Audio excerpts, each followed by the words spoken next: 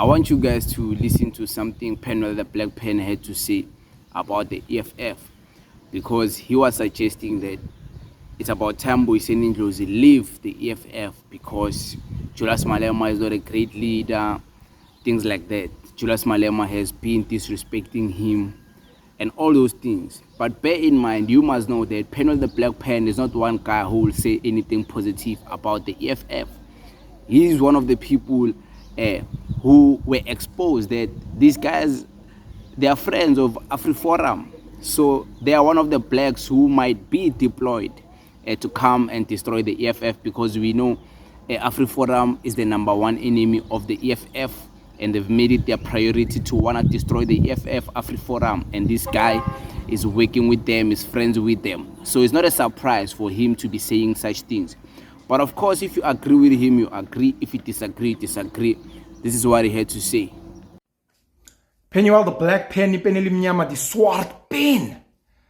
Julius Malema is finally sort of proving what many have suspected for a really long time. And some had said on platforms that the EFF is just his organization. It's all about him. He's the center of attention. And maybe it's not about black liberation. And maybe it's not about everyone else. You know, his recent utterings, undertoning Dr. Mbuyiseni, hashtag Iceboy Ndlozi, have left a bit of a bitter taste in the mouths of many. I mean, it's no lie that many people are worried about the economic freedom fighters because of the departure of the Deputy President Floyd, who is now the Secretary General of Umkhonto we Sizwe Party under Jacob Zuma. Senior advocate Dalimpofu, who was one of the founders, along with Floyd Shibambu, of the EFF. Floyd Shibambu would speak about how, on SMWX, with Dr. Sizwe Mpofu-Walsh, he'd speak about how he formulated a lot of the policies in the EFF. Senior advocate Dalimpofu would actually go on and drop a scandal saying that himself and ex-president Jacob Zuma had actually formulated Umkhonto we Sizwe while he was still a member of the EFF. But Julius Malema is angry. And he's angry at Ndlozi because Ndlozi chose to not pick a side. Malema expected him to pick a side, being Julius. And Mbuyiseni Ndlozi chose to not get involved between Floyd and Julius. He heard that Floyd was leaving, and he said, I will not pick sides, and I will allow Floyd to tell Julius himself. And now Julius is angry because it's all about him. He's angry about our advocate Dalimpofu leaving because it's about him. He's angry when he hears other people saying, look, we left the ANC because it was no longer the vehicle for economic emancipation and other emancipation of black people.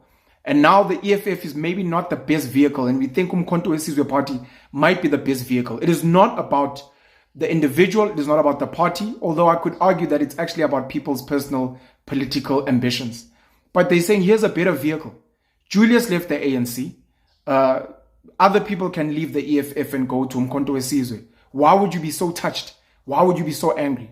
Busisiwe Mkhwebane would obviously leave the EFF because she also joined for her own political reasons. Mzwanele Manyi would also leave ATM after leaving the ANC, would leave the EFF to join Umkhonto we Sizwe because these people are all about their own political agendas that they are pushing. And for some of them, the agenda of ensuring that black South Africans and poor South Africans are not being treated like dirt by the ANC, the Ramaphosa faction, and by this so-called GNU now with the DA. So why would you get angry? The EFF didn't do well at the elections. They got 9%. Umkhonto we Sizwe came out of nowhere, blasting 14%. Jacob Zuma's recruited some of the supposedly best black, pro-black, revolutionary, so-called minds in the country. So it would only hold. What's going to be interesting to see is if Mbuyiseni Ndlozi is going to sit around for this and actually stare. It wouldn't make sense. It's disrespectful to him and the work he's done, because the EFF wasn't built by Julius himself. It was built by people like Floyd Shibambu, advocate Dalimpofu, Mbuyiseni Ndlozi himself, Gadrich Godi, and so many others. So to kind of spit in the faces of other people who are choosing a difficult political direction is sour, it's angry, it's like a child throwing a tantrum. And the fact that he'd have the audacity to reel in people's parents. How dare you? Why would you not consider people's parents when you guys were part of the ANC and set up the EFF? Don't you think people's parents and grandparents were offended and upset? Why would you think they'd be offended and upset when their children and their grandchildren are making another political decision? There's something that we have to speak about at some point, and that's the mental state of black political leaders. Where we come from a history of oppression, where we come from a history of white oppression, you still have black politicians doing the same damn thing of fighting each other instead of uniting for the benefit of poor people, the benefit of black people. The ANC got split into the Ramaphosa and Zuma faction, of which before it split between the Zuma and Mbeki faction. Then they split into the EFF. Now they've split into Umkhonto weSizwe. You've got the ATM. The PAC has kind of died. ICOPE has gone into oblivion. Abantu abamnyama banenkinga. And masingafuna ukukhuluma amaqiniso bafethu, we're going to keep splitting ourselves as abantu abamnyama. Abelungu bazobusa. And at the next elections, you'll see the GNU so-called getting more powerful, and you'll see the Democratic Alliance running it. Because Abelungu clearly have masterminded all of you, and you guys remain clowns that cannot unite to uplift isizwe sabantu abamnyama. Really disappointed in Malema, and I was such a huge fan of him. Let's see how it goes. Penuell the Black Pen. It's a country of freedom of speech. And don't get me wrong, what he's saying makes sense. It makes sense, you know. But he is not saying it in a good term. He's not saying it to benefit Mbuyiseni Ndlozi. I don't think what he's saying is anything good. Like, hey, I'm saying this because Mbuyiseni Ndlozi, he must leave the EFF, he's going to benefit. He's not saying it in any good manner. He just wants to see the EFF destroyed. He just wants to see another EFF commissar leave. He's not saying it because he loves Ndlozi. He's not saying it because maybe he thinks if Ndlozi leaves, then the EFF will be at a better place. Or if Ndlozi leaves, he might go and find better opportunities outside. He's not saying it with that, you must know. He's saying it because he doesn't like the EFF. He's saying it because he wants to see people shaming the EFF, typing, this journalist typing, another commissar of the EFF left and Mbuyiseni Ndlozi left. He enjoys that. That's what you must know. He's saying it because of that. But it makes sense what he's saying, you know.